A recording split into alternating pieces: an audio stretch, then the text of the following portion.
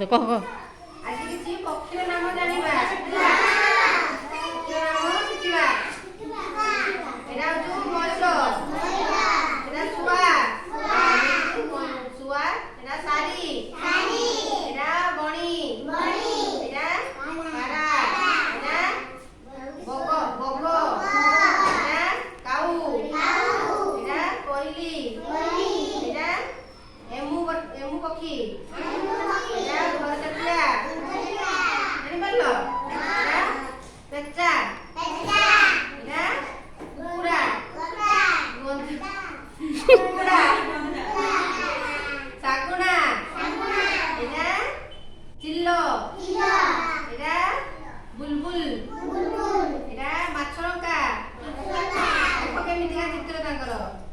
ଏଇଟା କାଠଖମ୍ପା, ଏଇଟା ବତକ, ଏଇଟା ପେଙ୍ଗୁଇନ, ଏଇଟା ହଂସ, ଏଇଟା ଟୋକା, ଟୋକାନ, ଏଇଟା ଏଣ୍ଡୁରି, ଏଇଟା କାକଟୁଆ,